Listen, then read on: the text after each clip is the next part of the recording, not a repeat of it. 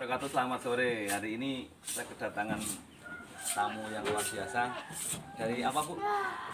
Dari UNS Universitas 11 Maret.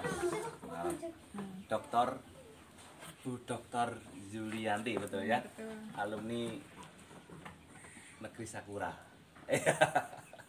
Bu, mungkin bisa memberikan sesuatu terkait dengan peternakan saya ini biar bisa berkembang, karena kan saya minim ilmu, jadi ada 3 segmen yang ingin saya tanyakan, bibit, pakan, dan manajemen kandang.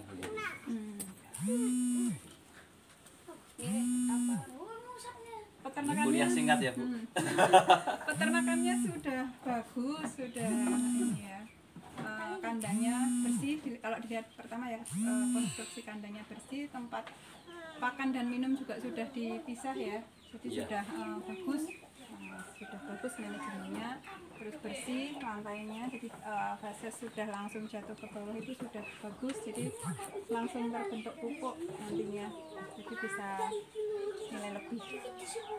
Nah, untuk pertama pemilihan bibit itu sebenarnya bagusnya kalau mau penggemukan memang jantan, meskipun dilihat dari sisi nilai memang lebih mahal dari betina kan, tetapi berdasarkan undang-undang itu ketika menggemukkan betina yang masih produktif itu melanggar undang-undang ketika dipotong. Jadi kalau memang dipotong itu sebenarnya nggak boleh memotong betina yang masih produktif, masih beranak.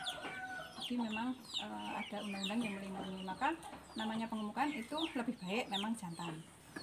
Jadi saya pilih jantan yang sudah lepas sape, jadi sudah lebih dari 3 bulan ya, sekitar umur 3 bulan itu dia sudah bisa makan sendiri, tidak menyusui induknya. Nanti tinggal dikasih pakan. Urutan pemberian pakannya itu ketika masih kecil dia kan masih tumbuh, badannya masih nanti akan mencapai tahap pubertas. Setelah itu nanti ada tahap dewasa tubuh. Kalau udah dewasa tubuh dia tidak tambah membesar ke atas besarnya tubuh, tapi dia nyamping gemuk gitu. Nah, berarti kandungan proteinnya kalau dia masih tahap pertumbuhan setelah dipasang besar itu protein tinggi, itu bagus karena nanti dia nambah sel tubuhnya, jadi besar mencapai dewasa tubuh. Nah, setelah itu nanti dia setelah dewasa tubuh itu tidak perlu lagi TK yang tinggi, protein tinggi itu karena apa? Protein tinggi masuk ke tubuh tapi kok tidak dimanfaatkan membesarkan sel, itu nanti kalau sisa dibuang kan sayang, jadi rugi. Jadinya apa, lemak itu? Nah, akan lebih baik namanya pengemukan itu adalah energinya yang ditinggikan. Jadi proteinnya rendah aja nggak apa-apa, 10%, 12% itu nggak apa-apa, karena memang niatnya penggemukan.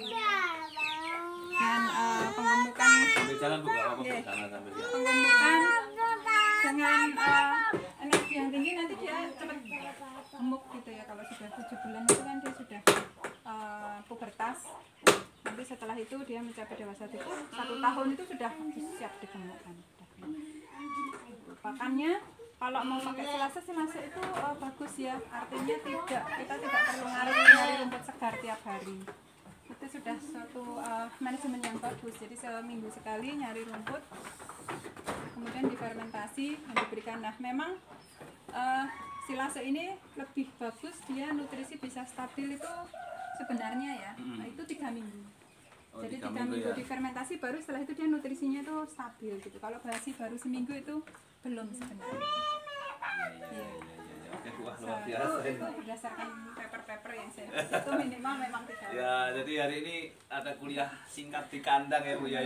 Terus kalau untuk persentase hijauan dan konsentrat benar, untuk hijauannya 30% itu sudah tepat, konsentratnya 70% itu memang strategi untuk penggemukan. Dan apa lagi? Ini, Bu, sirkulasi udara gitu. Oh ya, sirkulasi udara ini kan termasuk kandang semi terbuka ya, artinya di salah satu sisi ada udara masuk, di sebelah sana tertutup rapat. Sebenarnya akan lebih bagus kalau di sana tuh ada angin-angin gitu. Jadi udara itu bisa ngalir ke sana gitu loh ya. Kalau gini kan dia masuk terus bulet gitu di dalam gitu. Tapi kalau memang di sana itu lahan orang, kita nggak bisa buat apa-apa ya. Iya, akhirnya benturannya gitu, Bu. Iya, itu faktor pembatas artinya kalau seperti itu. Makan sudah, pemberian pakan juga sudah lumayan ya Bu ya. Lumayan, kandang juga sudah lumayan, udah bagus. Ini sengaja tidak diplester Bu, mungkin ada saran di bawahnya tidak diplester. Tidak masalah, kalau tidak diplester itu sebenarnya tidak masalah. Sebenarnya akan lebih bagus kalau misal ya dikasih penampung yang buat urinnya. Jadi dikasih apa ya, kayak yang atas itu net, yang bawah nanti kayak mika gitu, jadi nanti ngumpul, nanti fesesnya masuk ke net, nanti dibersihkan, diwadahi, terkoleksi begitu ya, terkoleksi benar. Nah itu akan lebih anu lagi, kita bisa ngumpulin. Kalau ini kan langsung dia fermentasi di bawah kan fesesnya, langsung bentuk pupuk langsung di bawah campur dengan urin gitu. Tapi kalau mau dikoleksi masing-masing bagian, misalnya feses sendiri, urin sendiri, itu lebih bagus. Nanti urinnya bisa untuk ini, pupuk urin cair POC, kalau mau memproduksi sampai ke sana gitu.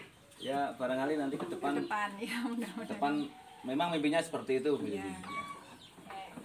Siapa tahu nanti mahasiswanya Bu Yuli bisa datang ke sini, bisa membenahi kandang saya dan manajemennya. Iya. Gitu ya Bu ya. Ya, mahasiswa bisa datang ke sini nanti dalam 3 hal, bisa berupa praktikum, jadi datang untuk, biasanya praktikum itu hanya sehari kunjungan, jadi mengetahui manajemennya bagaimana.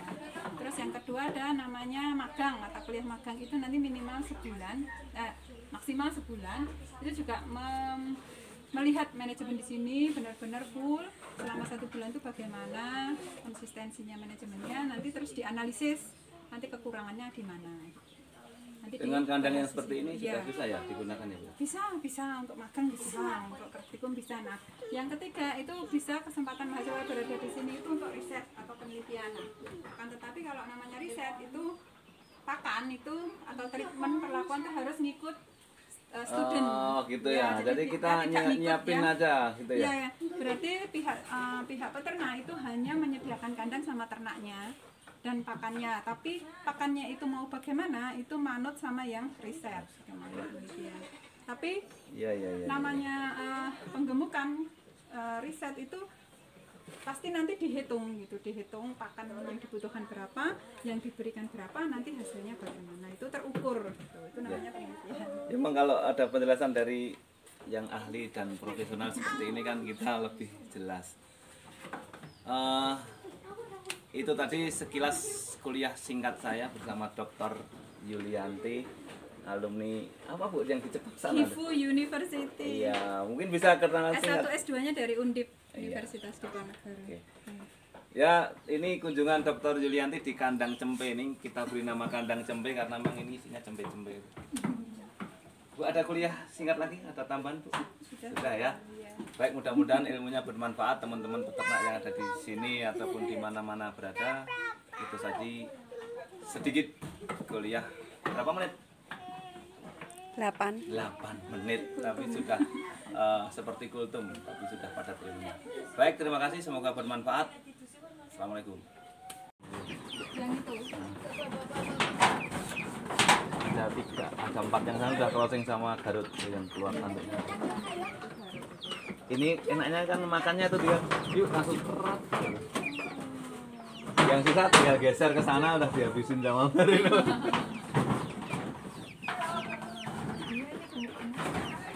Ini yuk pakannya itu katanya PK-nya 13. Bagore kok dilangi apa?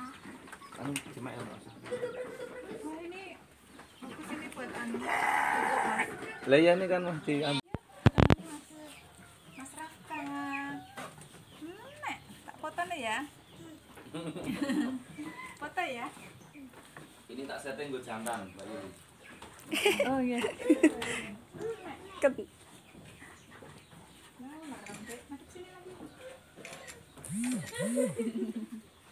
Sama-sama. Enggak apa-apa, enggak apa-apa.